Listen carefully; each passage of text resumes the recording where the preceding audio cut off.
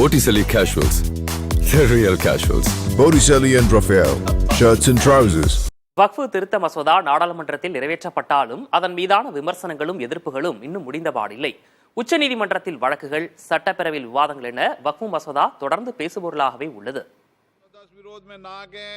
வக்ஃப் சட்டத்திருத்த மசோதா கடந்த வாரம் நாடாளுமன்றத்தின் இரு அவைகளிலும் நிறைவேறிய நிலையில் குடியரசுத் தலைவரும் அதற்கு ஒப்புதல் கொடுத்துவிட்டார். இந்த சூழலில் வக்ஃப் சட்டத்திருத்த மசோதாவிற்கு எதிராக காங்கிரஸ், ஆம் ஆத்மி, ராஷ்டிரிய ஜனதா தளம், ஓவைசியின் AAMIM உள்ளிட்ட அரசியல் கட்சிகள், தனிநபர்கள் என உச்சநீதிமன்றத்தில் 7 வழக்குகள் தாக்கல் செய்யப்பட்டுள்ளன.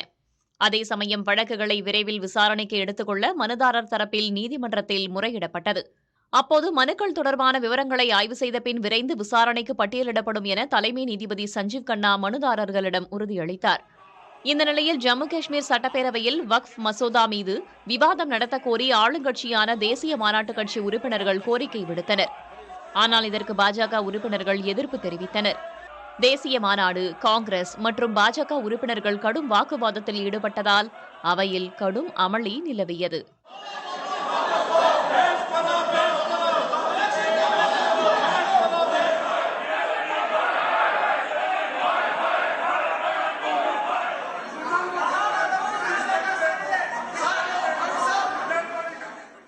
இதனிடையே வக்ஃப் மசோதா தொடர்பாக கருத்து தெரிவித்த சிவசேனா கட்சித் தலைவர் உத்தவ் தாக்கரே, இஸ்லாமியர்களை தொடர்ந்து பிற மதத்தவர்களின் நிலங்கள் மீது பாஜகவின் பார்வை பட்டிருப்பதாகவும், காலி நிலங்களை கையகப்படுத்தி தனது நண்பர்களுக்கு அளிக்க பாஜக திட்டமிட்டிருப்பதாகவும் கடும் குற்றச்சாட்டை முன்வைத்துள்ளார்.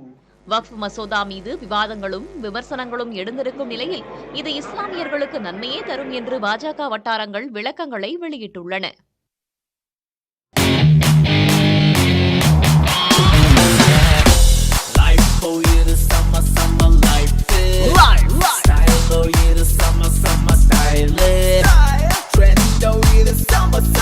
Botticelli Casuals, the real casuals.